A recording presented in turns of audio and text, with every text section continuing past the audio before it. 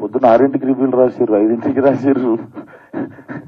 అది కూడా అసలు ఇప్పుడు సరే, ఇప్పుడు నిజంగా చూస్తే ఒక లెక్క రాయొచ్చు, ఏదైనా నిజంగా వీక్ ఏదైనా పట్టుకొని దాని గురించి రాయొచ్చు.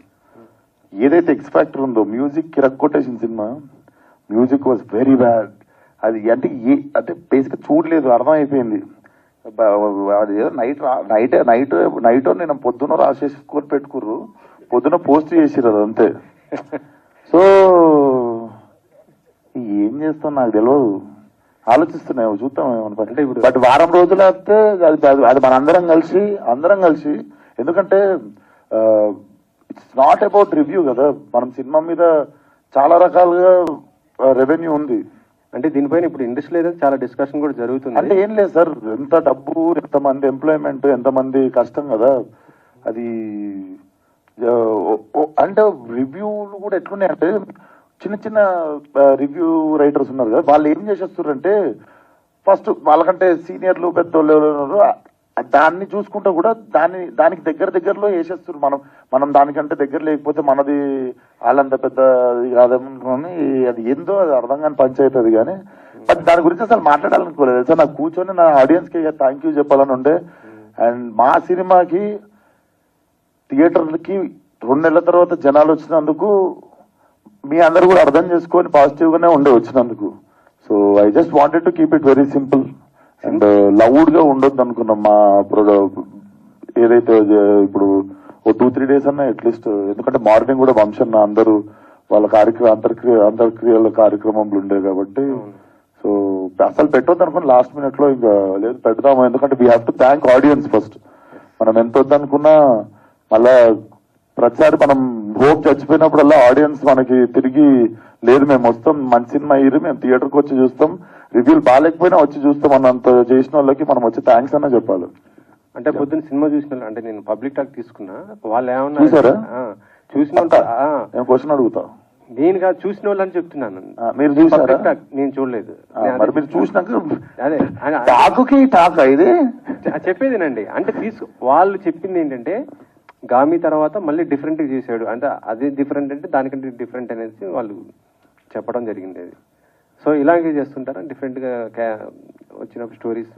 నాకే బోర్ కొడుతుంది సార్, నాకు ఏదైనా భయపెట్టకపోతే నేను చెయ్యాలి, నాకు భయపెట్టాలి, అప్పుడు దాన్ని ఛాలెంజ్ తీసుకుంటా. జాబ్ ఆబ్వియస్లీ సార్, తెలుసు, మీ అందరికి తెలుసు, పెట్టుకున్నా అంటే ఏదో పెద్ద పంచాయితీ పెట్టుకుంటా, ఏదో భయపెట్టేది లేకపోతే చేయగలుగుతారా అనేదే పెట్టుకుంటేది అన్నా. అంటే విశ్వక్ సినిమా వస్తుందంటే మాత్రం డిఫరెంట్ ఇండస్ట్రీ కాదు, మొత్తం ఆడియన్స్ అందరు కూడా వెయిట్ చేస్తున్న పరిస్థితి ఉంది, అదైతే గ్యారంటీ. అది thank you so much sir. Vishwak Sen గారు, అంటే బుక్ మై షోలో అంతా నెగిటివ్ ఇస్తున్నారు, 1.1 అలా ఇస్తున్నారు. అంటే మీరు కొంచెం జెన్యున్ గా ఉంటారు కాబట్టి మిమ్మల్ని ఎవరైనా కార్నర్ చేసి టార్గెట్ చేస్తున్నారు అనుకుంటున్నారా ఏంటి? ఇది బుక్ మై షో పంచాయతీ అయితే వాళ్ళకి ముందు, I think book my show also should consider this. Before they use to ticket కొన్నోళ్ళకే స్టార్, అంటే వాడు షో అయిపోయిన తర్వాత మనకు పంపిస్తుండే, నువ్వు ఎంత ఇస్తావు రేటింగ్ అని, 10కు ఉంటుంది వాడి రేటింగ్. సడన్ గా బాట్స్ కి ఎట్లా యాక్సెప్ట్ చేస్తుంది బుక్ మై షో అనే అప్లికేషన్? ఎందుకంటే ముందు మనం ఓన్లీ టికెట్ కొని చూసినోడిది మాత్రమే అందరు యావరేజ్ చేసుకుని 9 అంటే హిట్ వరకు కూడా, నేను చేసిన హిట్ సినిమాకి కూడా ఇట్ వాజ్ లైక్ 9.5 కాన్స్టెంట్ ఉండే, దానికి టైం వరకు కూడా ఉంటే. మొన్న రీసెంట్ గా why is this application is also accepting bots to constantly put 1000s of ones వస్తున్నాయి.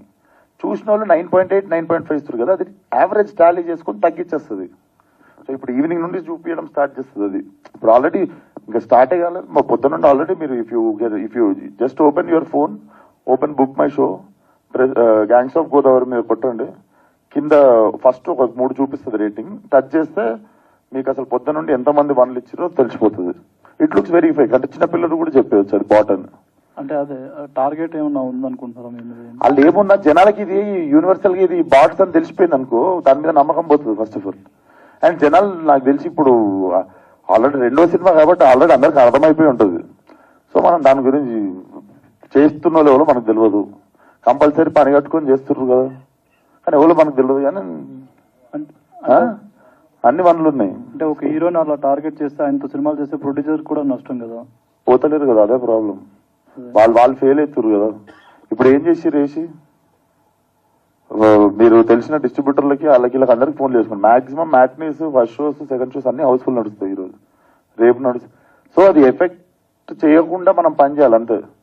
ఇప్పుడు ప్రొడ్యూసర్లు నష్టపోయేంత సీన్ అయితే నాతో ఏ ప్రొడ్యూసర్ నష్టపోలేదు ఇప్పటిదాకా. అంటే కావాలని అలా టార్గెట్ చేసే వాళ్ళ వల్ల ఇదవుతుంది. అదే ఆ టాపిక్ ఎంతసేపు మాట్లాడినా మనకు తెలియదు ఆ లెవెల్.